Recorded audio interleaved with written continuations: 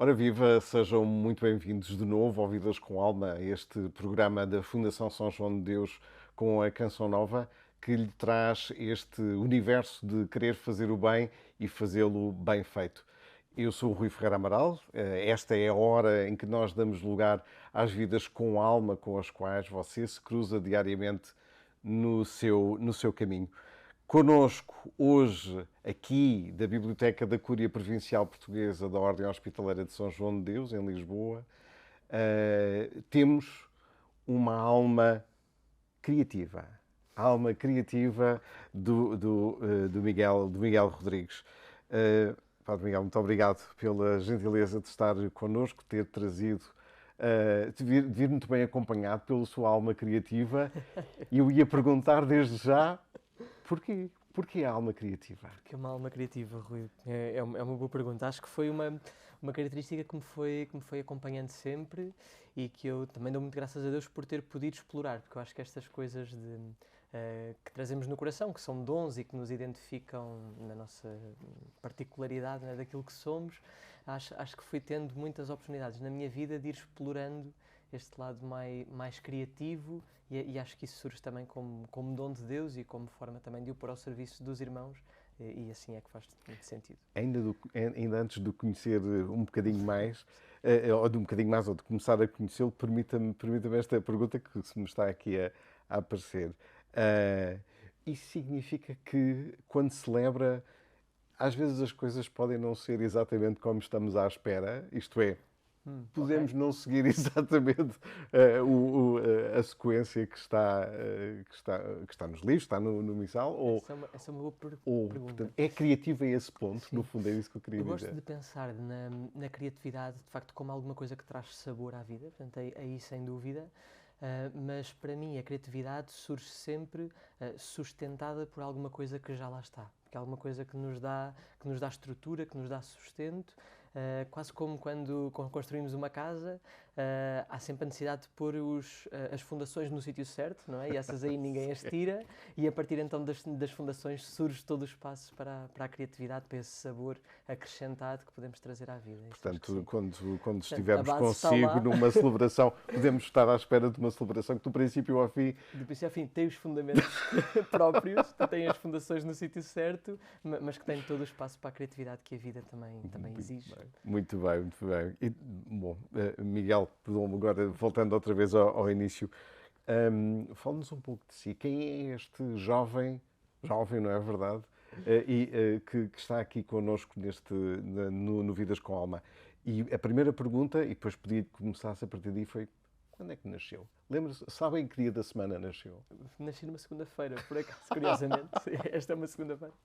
Sim. Nasci numa segunda-feira, exatamente. Mas pronto, mas sim, sei. Mas já agora, Já em que dia é que queria. foi mesmo? Porque assim os seus paroquianos, não Exato. sei se todos saberão. Talvez não saiba, mas dia 18 de janeiro de 93. Muito bem, muito bem, muito bem. E a partir daí, o que é que aconteceu? A Quem é partir daí, o que este é que jovem? aconteceu? Muito bem. Este jovem Então, a nasceu minha na parede? família. Não. Não, não, não, de todo, de todo. Eu nasci em Lisboa já. Os meus avós tinham vindo morar para a zona da Amadora, eles são das Beiras, os avós da parte da minha mãe. Os meus pais já nasceram os dois em Lisboa e, portanto, foram crescendo também por cá e eu nasci por cá também, em Lisboa.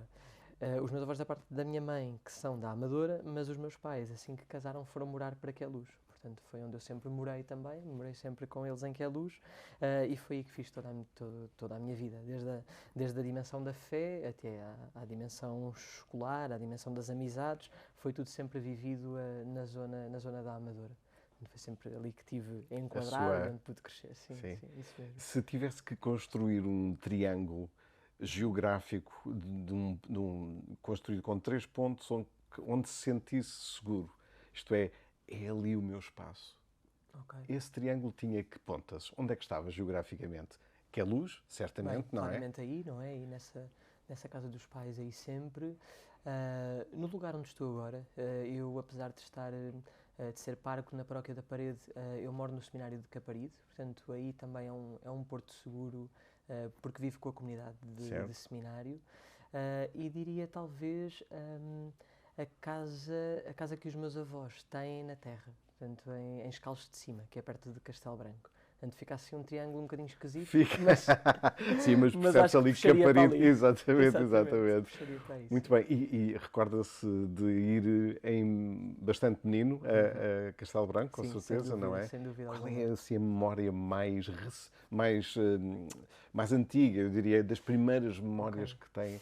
A memória mais antiga deve remontar à antiga casa dos meus avós, porque nós tínhamos uma casa, os meus avós tinham, minha avó mais especificamente, tinha uma casa de família ainda antiga e em pedra, Ui, e eu recordo-me ainda dos momentos nessa casa. Depois, essa casa foi vendida, para alguma pena nossa, mas teve que ser vendida, e eles construíram uma casa própria, que já não foi herdada dos pais da minha avó, dos meus bisavós. Mas recordo-me de passar aí bons momentos, claro, nos verões, na terra da minha avó, claro.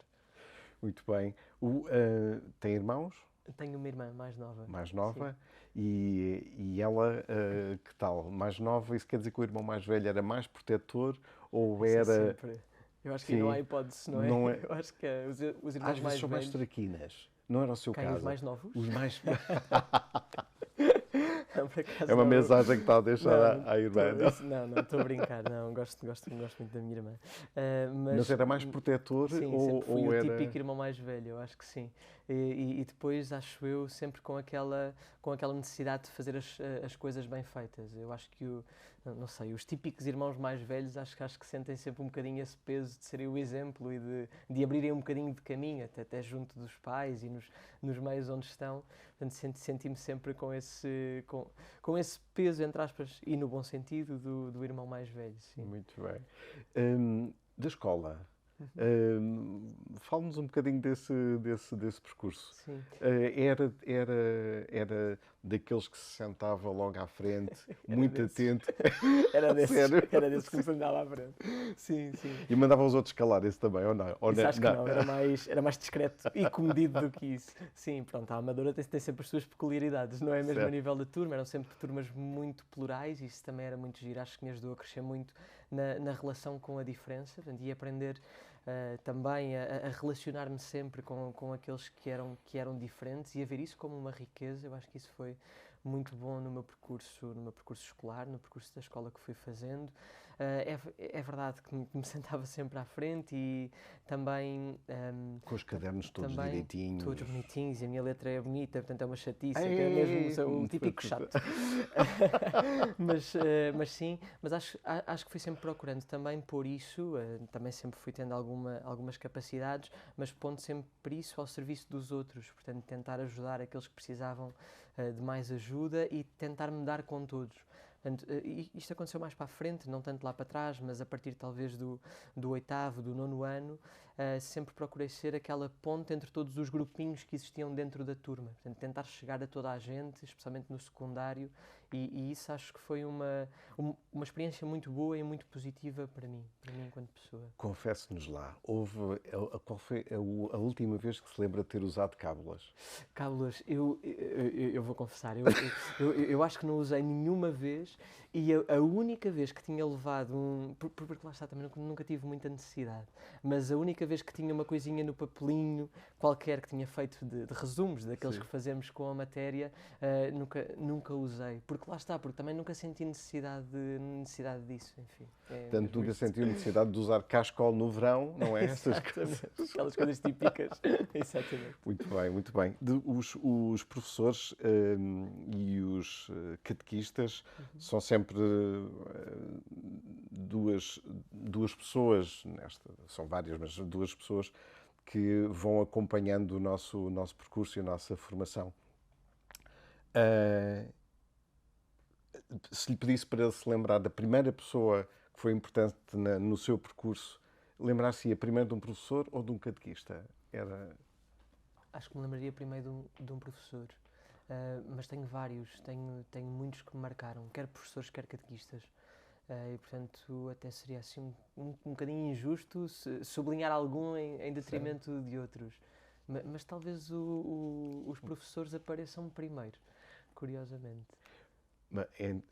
Vou provocar, não é? Força, força. Mas porque era mais atrativa a matéria escolar Eu do acho que não. que. Estava a pensar antes de me fazer a pergunta. Eu acho que tem a ver com o tempo que eu próprio passava quer com os professores, quer com os catequistas, não é? Parecendo que não, a catequese ocupa-nos 1 hora por semana. Portanto, acaba por ser um tempo reduzido de Sim, contacto com o catequista de em relação relação ao mais. professor, Sim. que é uma relação muito mais intensa nesse sentido de tempo. Hum, o Padre Miguel, de alguma maneira, é bastante novo e a sua paróquia tem pessoas de várias idades, obviamente, não é? Ainda olhando a esta questão da idade pegando exatamente em si, qual é a característica que tem, que o Padre Miguel reconhece que tem e que os outros não veem em si? Essa é uma pergunta complexa. Não sei se sei bem responder. Porque acredito, uma coisa que me descansa, não respondo à pergunta ainda, mas uma coisa que me descansa quando penso na minha missão na paróquia é pensar que essa missão não foi uma coisa da qual eu me lembrei, não é? Mas foi alguma coisa para a qual que Deus me confiou enquanto missão, não é? Isso descansa-me no sentido de perceber que as características que eu tenho, aquelas que eventualmente são mais ou aparentemente positivas e as outras que são mais limitativas, que todas contribuem para levar esta missão que Deus me confiou, este Deus que conhece o nosso coração e que conhece as nossas fragilidades e os nossos dons, para levar esta missão a bom porto. Aquela característica que eventualmente não reconhecem tão bem na comunidade onde eu estou, talvez tenha mesmo a ver com esta parte mais criativa. Curiosamente, talvez tenha a ver com isso. Acho-no muito certinho. Não, eu acho é que não tenho grande. Também pela missão que tenho, não tenho tanto espaço para mostrar essa criatividade como se calhar já tive em outros momentos da minha vida, onde tinha se calhar missões que requeriam mais da minha parte, desenvolver determinadas tarefas, preparar determinadas atividades. Que é uma coisa que como pároco não é tanto pedido, sou mais chamado a acompanhar os grupos que já existem e a fazer-me presente, a estar com eles, mas que faz com que esta veia mais criativa fique sempre um bocadinho mais... Claro que tento dar sempre o meu cunho e o meu contributo nesse sentido, mas acredito que se calhar seja aquela que reconheçam menos, por não haver então operativa. Claro. Vou fazer-lhe um convite. Os Irmãos São João de Deus, como sabe, trabalham bastante a área da saúde mental e é esse o nosso foco de trabalho. A Fundação, em concreto, foi desenvolvendo ao longo do tempo um conjunto de materiais, alguns que se consubstanciaram num conjunto de cartas, vamos dizer assim, que estão relacionadas com o tema da saúde mental pelo lado da estimulação cognitiva. Okay. E, portanto, são instrumentos que utilizamos na relação com as pessoas e que podem ser comprados. E o que eu lhe ia pedir era que participasse neste, que é o comboio dos provérbios, e o que vai encontrar, no fundo estava aqui a escolher uma, mas não é para escolher. Ou melhor, não é para eu escolher, é para o Padre Miguel escolher, por favor, um cartão. Okay, então, E vai encontrar uma espécie de um dominó, que tem, de um lado, tem o final de um provérbio, ou um adágio, okay. e do outro lado o início de outro. E o que eu lhe queria convidar era se consegue terminar os dois, não é? Se consegue... Portanto, quer com o princípio de um, quer com o... Exatamente. Se puder dizer-nos o que é que tem primeiro... Então, de um lado tenho, acrescenta-lhe um ponto. Quer que diga o outro ou quer que se quiser, complete então já é esse. Então, quem conta um conto, acrescenta-lhe um ponto. Sim, que é. Muito bem. Muito bem. O outro diz quem feio ama. E a seguir, o bonito lhe parece. Bonito lhe parece. Muito bem. É isso mesmo. Boa, passei na prova, então. Passou muito bem. E o que é que se ganha aqui? Não, aqui ganha-se experiência. Ai, que bom. Eu acho sempre ótimo. Porque daqui a bocadinho faremos outro. Ok. Para acumular mais experiência. Muito bem. Padre Miguel, este tema da vocação é um tema que a si em concreto, e perdoa-me a expressão, não é? Mas com certeza que já a ouviu, pelo facto de ser tão bom aluno, tão, não sei se posso dizer assim, marrão, se calhar nesta expressão de ter sido Mais ou menos. muito direito, Mas não, porque eu nunca estudei muito, é que é uma chatice também. ainda por cima. Ainda por cima, é mesmo Ainda por chato. cima.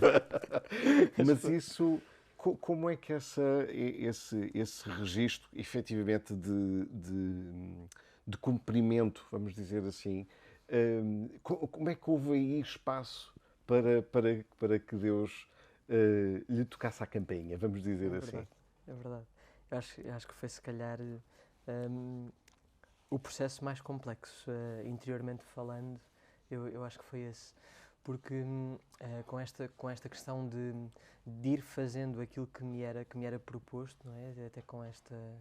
hum, quase com esta assertividade de fazer o que precisava de ser feito, eu fui desenvolvendo também no meu coração, ou identificando, determinados sonhos que para mim eram aqueles que me levariam a uma vida feliz. Não é? E isso foi-se consolidando no meu coração. Portanto, as próprias decisões que eu ia tomando e a forma como me ia posicionando diante da vida e das escolhas que ia fazendo nas várias etapas do crescimento, acho que eram muito com este objetivo de alcançar estes sonhos que eu sabia, à partida, que me fariam feliz. E assim, os dois grandes sonhos que eu me lembro, ou pelo menos é assim que os sintetizo agora, uns anos depois, já depois desta reflexão toda em torno da vocação e do chamamento, de olhar para o sonho da família, que é um sonho que eu identifico desde muito cedo, de ter uma família minha, de ter uma família da qual cuidasse, uma família grande, com o seu espaço, e um sonho muito grande também, que eu depois percebi que se inclinava mais para a área da arquitetura, mas que tem a ver também com esta parte criativa e com esta parte da construção, do projeto, de levar as coisas por diante. E sempre me pareceram dois sonhos muito razoáveis, pelo menos na altura. Agora, eu digo sempre que a arquitetura hoje em dia está pelas ruas da amargura, coitadinha, da nossa arquitetura, mas ou seja, na altura era assim um sonho muito bom e muito bem visto. E era alguma coisa que me fazia lutar por, que era a arquitetura, que era este desejo de constituir uma família. E, portanto, de alguma forma, quando se começou a propor que eu próprio me perguntasse acerca do que é que Deus queria para a minha vida, era uma pergunta que não me fazia sentido. E isto surge quando eu tenho pá, aí uns 15 anos, talvez, mas era uma pergunta que não tinha sentido, porque eu já sabia o que é que queria para a minha vida e eram coisas boas e que me fariam feliz. Portanto, de certeza que Deus concordaria comigo e iria acompanhar-me nesse caminho de descoberta e até de prossecução desses sonhos.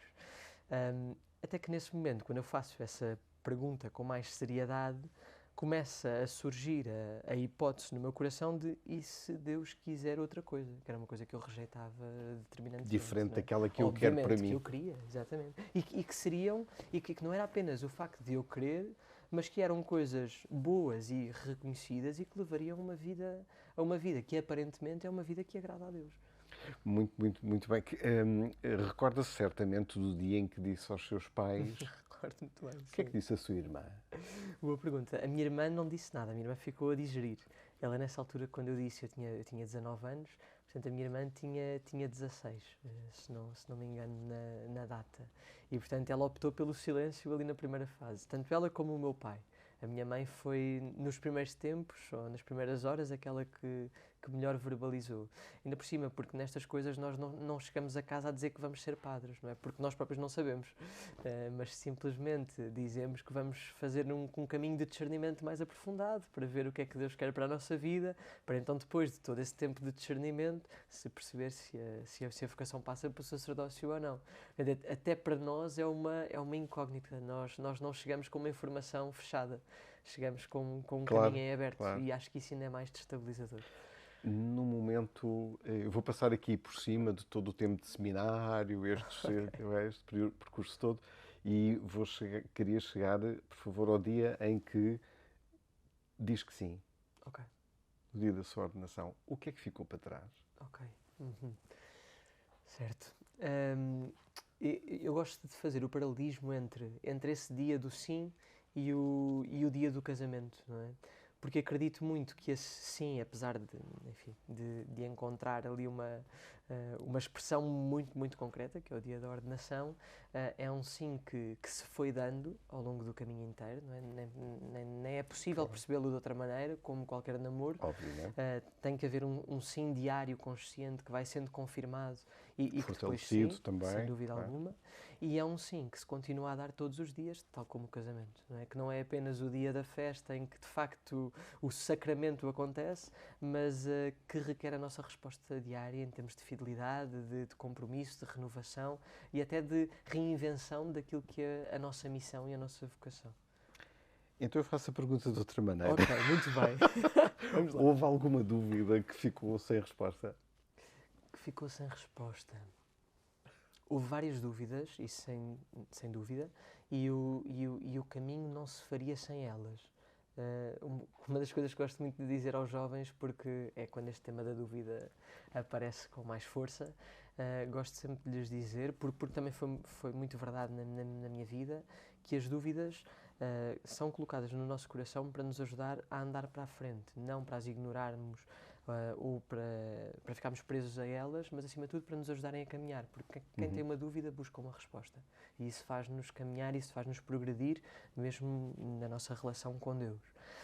E por isso não posso dizer que a partir do dia da minha ordenação não ficou nenhuma dúvida nesse sentido em aberto, porque acredito que o caminho cristão se faz neste jogo de dúvida-resposta, na medida em que nos vamos aproximando cada vez mais de Deus, para o conhecermos cada vez melhor.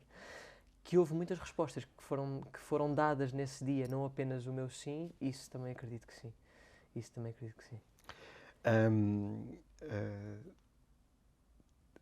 Naquele exato momento em que de facto se diz que sim, não é? Sim. Há uma vocação. Sem dúvidas. O medo faz parte, o medo no sentido de não, obviamente não saber o futuro, não é? Claro. Não saber o que o futuro nos reserva. Faz parte dos condimentos, isto é, se fosse uma sopa, certo. Era um dos ingredientes que se colocaria. No dia mesmo, eu acho que não.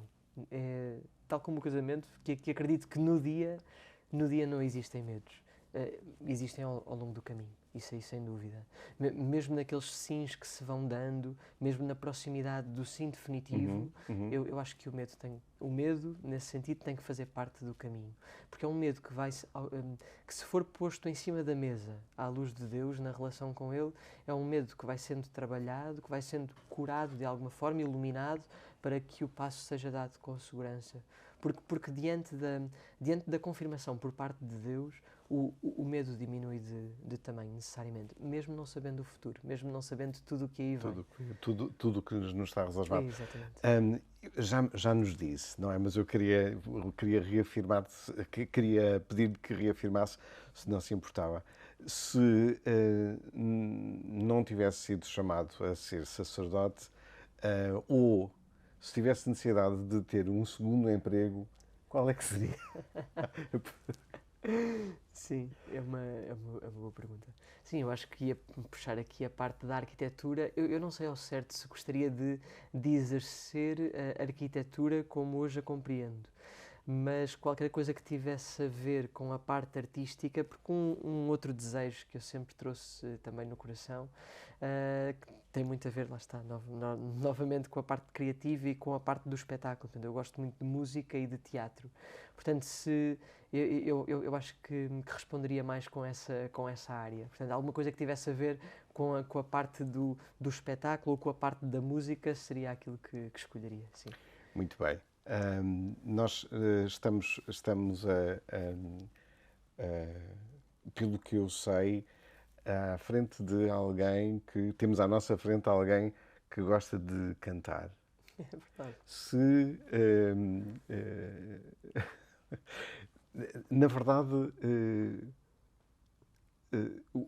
preferia ser convidado a estar num coro, exatamente, numa ópera, vamos dizer assim, ou gostaria mais de ou gosta mais de assistir, isto é, gosta mais de estar no lado de lá ou no lado de cá do espetáculo. Isto é, apreciá-lo Ok. ou fazer parte dele? Eu acho que fazer parte dele, sem dúvida alguma. Eu acho que fazer parte dele. Sim, sem dúvida alguma. Gosto muito de ver, gosto muito de assistir, gosto muito de arte Por causa e da as questão artes do da espetáculo. arquitetura, eu perguntava, não é? Porque a Não, eu arquitetura percebo, é gosta muito de... mais de. É verdade. Mas mesmo a arquitetura tem a questão da fruição do espaço, da Uhum, experiência, não é? uhum.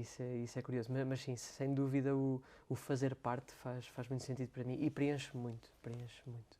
Bem, se só chegou agora, fica a saber que vamos fazer um pequeno intervalo. Está a ver o Vidas com Alma. Estamos com o Padre Miguel Rodrigues, que veio acompanhado da sua belíssima alma criativa para estar aqui um pouco connosco. Este é o momento em que nós fazemos uma pausa pequeníssima. Se está com vontade de conhecer um pouco mais sobre este nosso amigo, que é pároco na Paróquia da Parede, correto? Isso Exatamente. mesmo. Fique até depois do intervalo. São só uns minutos. Até já. Ora viva, aqui estamos de novo no Vidas com Alma. Estamos com o Padre Miguel Rodrigues. Se não conhece, fica a conhecer que é um jovem com uma alma criativa que veio ter connosco aqui ao Vidas com Alma para nos dar a conhecer um pouco da sua vocação e da sua missão também. Tenho aqui um conjunto de questões que gostava de colocar sobre a sua paróquia, mas enquanto deixamos que a paróquia entre, eu ia lhe fazer uma última questão acerca do momento da sua ordenação. Pobreza, castidade, obediência, sabemos que Não aparecem dessa forma, exatamente, mas sim. mas se tivesse que escolher uma delas, qual é que seria a mais difícil de fazer, de concretizar todos os dias, ou de cumprir todos os dias? Claro. Bem, elas aparecem na nossa vida, sem dúvida, como na vida de qualquer Sim. cristão, não é? Como sabemos. Mas eu acredito que a que dê mais luta e que me dá mais luta é a questão do amar bem, não é? Que é a questão da castidade. Amar de forma. Que eu acho que para o sacerdote, enfim, para a missão do padre, tem os seus desafios Tem os seus próprios, desafios, que é esta obviamente. questão de manter um coração capaz de amar a todos de igual forma, não é? E onde há espaço para todos. Portanto, eu acho que aqui, e por isso a castidade aparece com mais desafio, não é? Claro. Que eu diria. E a mais fácil? A mais fácil, a mais fácil eu diria que é a obediência. Eu diria que é a obediência. Muito bem. Passemos para a paróquia. Muito bem. Vamos lá. Se tivesse que colocar uma única palavra para dizer, para caracterizar a sua paróquia, ela seria: a sua paróquia é... Divertida. Eu costumo dizer isto muitas vezes. Especialmente quando as coisas estão mais tensas.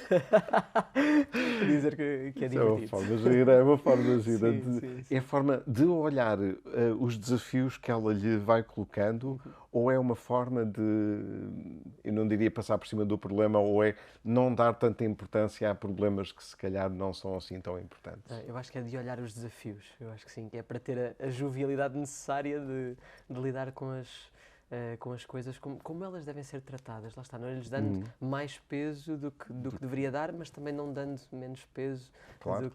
só passando por cima delas e menosprezando-as de alguma forma. Mas acho que é isso, sim.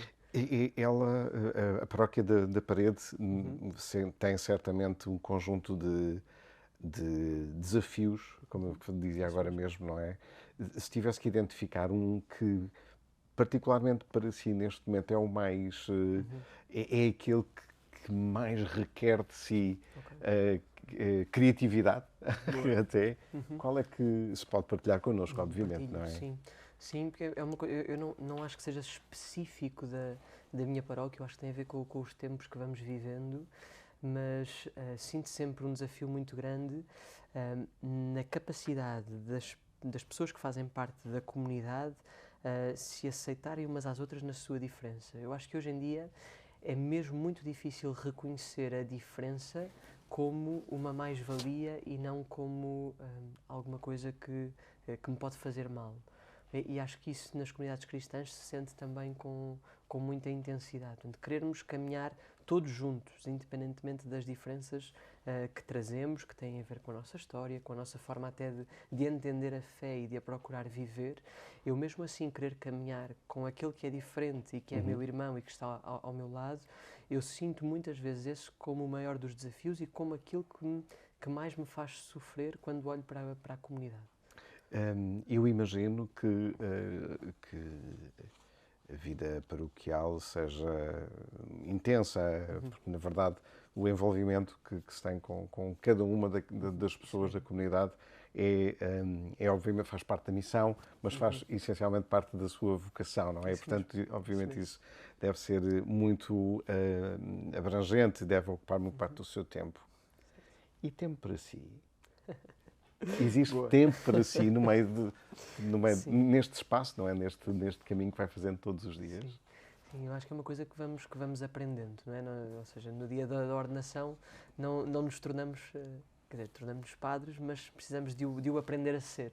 Portanto, acho que há sempre um conjunto de ajustes que vai sendo feito ao longo da vida inteira, na medida em que vamos descobrindo também como é que, naquilo que é o Padre Miguel, como é que ele vive este ser padre de maneira própria e até de maneira única. E neste caminho que já fui fazendo, nestes anos, desde a minha ordenação, teve que haver espaço para isto também, de perceber como é que encontro espaço para mim e o que é que isso quer dizer, porque eu acho que muitas vezes o problema também advém de não se entender bem o que é que quer dizer tempo para mim. Porque é verdade que há coisas que precisam de ser cuidadas, como o descanso, como o desporto, como as relações familiares, que têm que continuar a ser cuidadas porque fazem parte daquilo que nós somos, mesmo Óbvio. enquanto padres, e redescobrir ou descobrir como é que isto se articula com a nossa missão, acho que é um desafio também. E o espaço para mim tem sido descobrir cada vez mais como é que eu me encontro ou como é que eu usufruo de tudo aquilo que me é dado. Independentemente de ser tempo de missão, independentemente de ser tempo para estar com a família, independente de ser tempo para estar no desporto, como é que isso tudo é espaço para mim?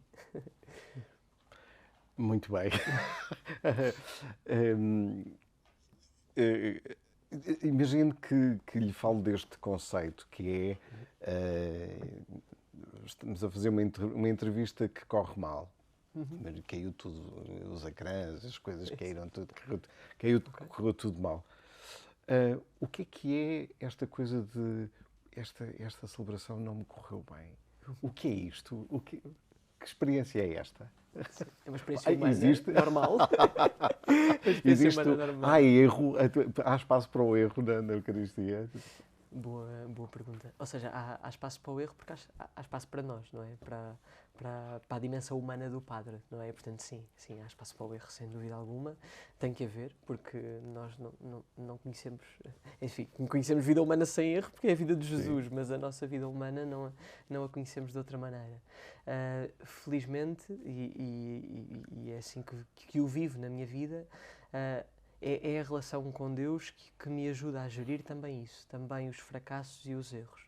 E a entender nisso, nos fracassos e nos erros que eventualmente até ocorram no decurso da missão, oportunidades para Deus continuar a fazer a sua história, quer comigo, quer com a minha comunidade. E por isso, mesmo diante dessa frustração, colocar sempre tudo nas mãos de Deus. É sempre alguma coisa que me traz muita paz interior. Mesmo confrontando-me com o meu fracasso ou até com a minha falha, não é? Quando elas acontecem, entregar sempre tudo nas mãos de Deus e encontrar sempre do lado de Deus este Pai misericordioso que me abraça, que me fortalece e que me ajuda a começar sempre de novo. Exatamente, porque nos está a falar aqui deste momento de reconciliação, não é? Permita-me que vá buscar esse momento. Na confissão, o que é mais difícil? O que é mais difícil é ouvir ou julgar? Julgar no sentido de ter que entregar uma penitência, não é? Ter que entregar uma forma de nos sentirmos mais perto da reconciliação. Sim. Eu diria que o mais difícil, mas lá está também, só é possível colocando nas mãos de Deus. A parte do escutar, para mim pessoalmente, é uma parte fácil. porque acredito que tem algum dom, alguma capacidade para o fazer. Acho que a parte difícil é sempre, e por isso é sempre preciso pedir a ajuda do Espírito Santo, a parte do dizer alguma coisa a seguir, não é? Porque há sempre uma resposta que o penitente aguarda, há sempre um conselho, uma palavra, e por isso aí penso que a humildade seja muito importante, não é? De às tantas nos diminuirmos, pronto, dizendo o que temos que dizer, mas acreditando que Deus, através de nós, quer dizer alguma coisa àquele coração, alguma coisa que seja de reconciliação, que seja de recomeço, de transformação. Não diria que a penitência seja a parte mais difícil, porque esta lá está com mais criatividade, com menos criatividade, depois acaba por surgir, mas em algumas confissões o querer ter de facto a palavra certeira, que ajuda aquela vida a começar de novo. Eu diria que isso é o mais desafiante. E agora pedia-lhe um olhar para o outro lado, para o lado do penitente. Que o faço muitas vezes também, não é? que o somos também. O que é mais difícil? É o reconhecimento da culpa ou o cumprimento da penitência? Porque às vezes o cumprimento da penitência pode não ser absolutamente nada agradável, não é? Percebo, não. Eu acho que é o reconhecimento da culpa. Não tenho muitas dúvidas. Aliás, e acho que isso até acontece muito antes, enfim, muito antes do próprio sacramento da reconciliação. Eu acho que é um momento ainda anterior a esse em que no meu coração tem que existir arrependimento em relação àquilo que foi feito, àquilo que foi rejeição ao amor que Deus me tem. Mas eu posso até reconhecer a culpa, mas depois sentir-me incapaz de concretizar a penitência. E aí, não é? É esse momento, não é? Aí, quer dizer, eu acho que aí é sempre pedir que o sacerdote tenha essa atenção, não é? De oferecer uma penitência que seja razoável, até porque, como nós sabemos que o perdão dos pecados está também dependente da própria penitência, tentamos não ser muito exigentes na penitência para que, de facto, o perdão alcance aquela vida e aquele coração. Portanto, sim, que seja alguma coisa acessível ao penitente, parece-me fantástico. Muito necessário. E agora, pedindo-lhe que me perdoe desde já, não é nada, tenho aqui duas imagens, ou melhor, tenho quatro, mas duas em cada cartão, e ia pedir ao Padre Miguel que das duas, bem, que nos dissesse quais é que tem aqui, não é? das que vai ver, e que escolhesse uma delas, por favor, e nos diga porque é que escolhe. Porquê? Ok. Ok, muito bem. Portanto, são as duas imagens. Muito bem, então, na primeira temos um belo bife com um ovo a cavalo, como se diria lá no norte, e umas batatas fritas.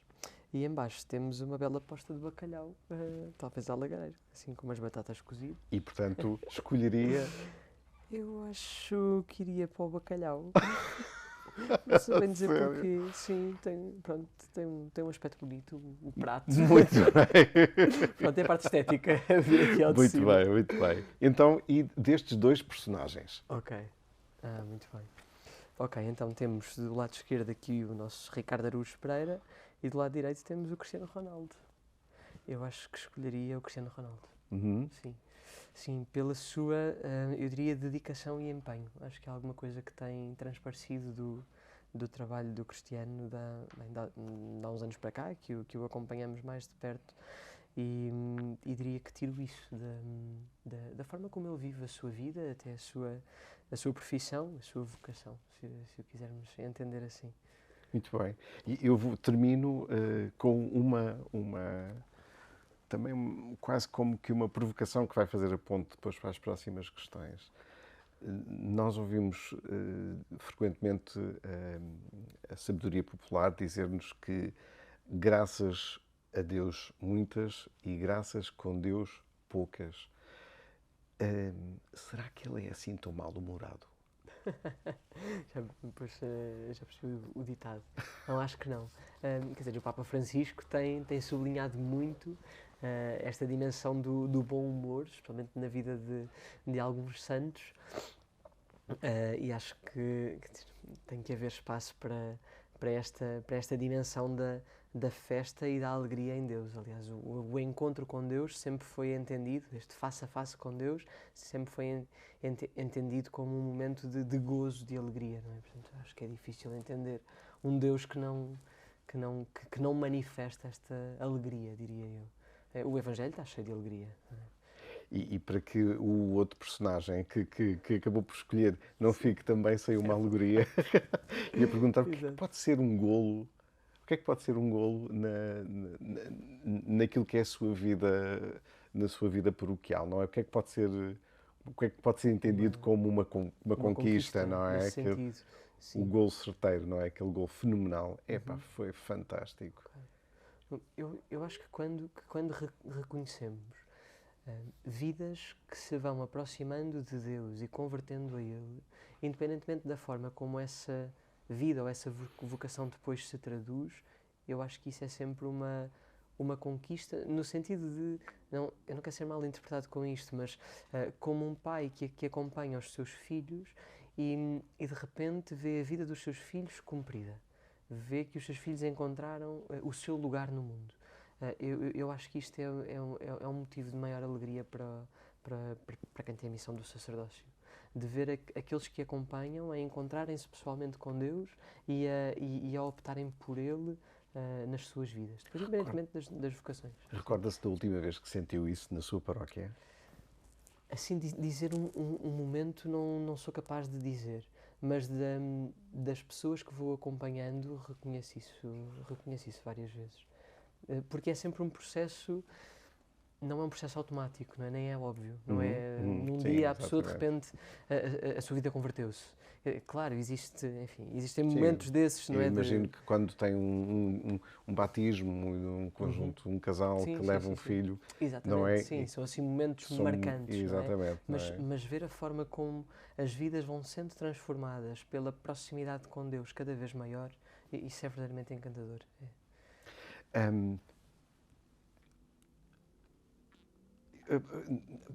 Na sua opinião, vivemos, obviamente, num tempo das redes sociais, são algo que acontece diariamente na nossa vida, eu diria até às vezes numa formulação demasiada, não é? Ou nós não a sabemos, não estamos a sabê-la digerir ou construir como devíamos. O que é que será, ou melhor, como é que poderíamos colocar a Igreja a usar bem as redes sociais para que chegue com eficácia aos sítios certos, com a mensagem adequada? Uma boa pergunta, porque depende de muitos fatores, é aquilo que vou vendo. Nós, na nossa comunidade, temos uma equipa responsável só pela parte da comunicação, com um conjunto de pessoas ligadas à área da comunicação, que procuram fazer essa comunicação mais externa da paróquia, com o intuito de chegar a mais pessoas e de levar aquela que é a mensagem e a palavra de Jesus a todos. E é um desafio constante. É um desafio constante porque o nosso tempo também está em constante mudança. Não é? Portanto, uma coisa que aparentemente servia já deixou de servir, e isto requer um trabalho muito grande, muito dedicado, mas ao mesmo tempo um trabalho que precisa de ser quase adaptado a toda a hora, porque os fatores são muitos, é mesmo multifatorial, e isso é muito desafiante. Estamos obviamente a falar de um mecanismo de constante adaptação, de modernização, Sem dúvida, não é? sem dúvida. E a Igreja obviamente é desafiada a claro, isto. Claro. Este mecanismo de modernização, obviamente, apanha uns mais facilmente, os mais jovens, Sim. e outros com mais, obviamente, como em tudo, com mais dificuldade. E vou saltar aqui para uma outra questão que não tem nada a ver. Parece que não. É diferente hoje a vocação, isto é, nós quando olhamos para há 50 anos, olhamos para um Deus que nos chamava de maneira diferente e agora chama-nos pelas redes sociais também. Certo. Era só para fazer um bocadinho esta ponte claro, também. Claro, quer dizer, sim e não é? nós olhamos para a Sagrada Escritura que tem 2000 anos e E uma das passagens mais importantes na confirmação da minha vocação foi um texto que tem 2000 anos. Portanto, é verdade, nós não somos pescadores, não temos redes de pesca, mas foi esse texto de há 2000 anos que me desafiou, ou que me fez entender, ou aprofundar, o chamamento que eu próprio tinha recebido do mesmo Jesus, não é? Portanto, há aqui dinamismos que são exatamente os mesmos, porque é o mesmo Deus que chama, e esse Deus não muda, mas um Deus que sempre se aproximou da humanidade, que sempre entendeu os contextos circunstanciais dessa mesma humanidade e, por isso, para falar ao coração dessa humanidade específica, sempre se fez dotar dos meios necessários para que essa humanidade entendesse. Por isso, Deus, neste momento, vem ao nosso encontro e chama-nos das formas que nós consigamos compreender, contanto que haja espaço no nosso coração para o escutar. Mas há alguma coisa que não muda porque é o mesmo Deus. E há alguma coisa que muda porque os contextos da humanidade são obviamente diferentes. Imagino que estamos a ter aqui uma discussão sobre uma conversa sobre um tema absolutamente normal, como os avanços tecnológicos, a ligação com a Igreja, com aquilo que vivemos hoje em dia, com a forma como nos posicionamos em relação às descobertas que a natureza que a ciência traz e aquilo em que nós vamos acreditando, os milagres, os dogmas. Quem é que traríamos para esta discussão? E vou-lhe dar duas hipóteses. Para quem é que convidaríamos para nos ajudar neste papel de reflexão? Um ateu ou um agnóstico? Assim, muito rápido, diria um ateu. Diria assim muito rápido. Porque, bem, não é regra, nem quero estar a estereotipar de todo, mas muitos dos agnósticos são-no porque já não colocam a questão. E eu acho que isso deixa de permitir o diálogo. Quando eu não coloco a questão, eu deixo de ter com que discutir. Normalmente, da parte dos ateus, há uma tomada de posição e há um conjunto de argumentos que levaram a essa tomada de decisão interior, não é? Porque ser ateu também é um ato de fé, nesse sentido, não é? Também há uma decisão por uma crença, que neste caso é a crença de que Deus não existe. Sim. E por isso, eu acho que com muito mais facilidade conseguimos esgrimir argumentos nesse sentido e ter uma conversa do que propriamente com alguém para quem a questão não é sequer relevante colocar, que é aquilo que os agnósticos ou algum tipo de agnosticismo colocaria em cima da mesa. Muito bem. Eu vou aproveitar, Padre Miguel, para me despedir em conjunto consigo, se não se importa, dos nossos telespectadores. Convidar a todos que não se esqueçam que na próxima semana temos um novo episódio com uma nova alma que virá até nós para nos expor aquilo que lhe é mais querido. Também despedir-me do Padre Miguel Rodrigues e agradecer-lhe imenso a disponibilidade para trazer de forma tão criativa a sua alma até junto de nós e convidar-vos a ficar até ao final, uma vez que vamos continuar a nossa conversa. Não se esqueça, na próxima semana, de novo, o Vidas com Alma, com uma nova alma. Padre Miguel, eu faria um conjunto de questões, mas se não se importa, eu ia centrar aqui num ponto que me parece importante em relação, olhando àquilo que é a realidade atual. E vou colocar-lhe a questão exatamente assim. Se o divórcio for entendido como uma decisão de recuperação da felicidade, porque é que ele também significa uma ruptura com a Igreja? Sim, portanto, o divórcio, na verdade, não o significa. Normalmente a grande questão, até que os casais que passam por essa situação enfrentam, o problema que está na base não é exatamente o divórcio, não é? Até porque a Igreja reconhece e aceita, não é propriamente uma decisão da Igreja, mas do casal, mas aceita que isso aconteça em determinada altura do caminho, onde por causa das várias decisões que se foram tomando ao longo da vida, não é? Dos vários sims que não foram dados, se chega de facto a uma situação incomportável, não é? E que exige, até de alguma forma, pode ser quase um dever de justiça, haver essa separação. Portanto, a questão não se coloca na separação e por isso a questão não se coloca no divórcio. A questão coloca-se isso sempre na reunião, não é? No haver aqui uma outra união, e essa união com outra pessoa, não é? É que vem de alguma forma desdizer a palavra que se disse no momento do matrimónio. Portanto, não é a ruptura que desdiz do sim que foi dado, mas sim uma possível nova união. Nova união, exatamente. Há pouco trazíamos à conversa também outras fórmulas de olhar a realidade religiosa, e eu queria perguntar-lhe se nos centrarmos a nossa atenção no ecumenismo, estamos todos certos? Boa pergunta. Certo. Boa.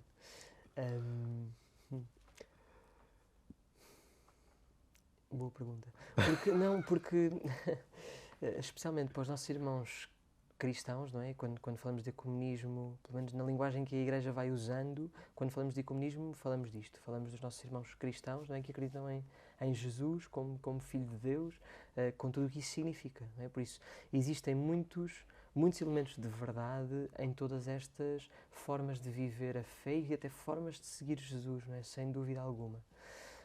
Continuamos a reconhecer que, de facto, a Igreja Católica, naquilo que é a sua ligação pela tradição à Igreja fundada por Jesus, sob os 12 apóstolos, conserva, de alguma forma, esta verdade que Jesus confiou aos 12.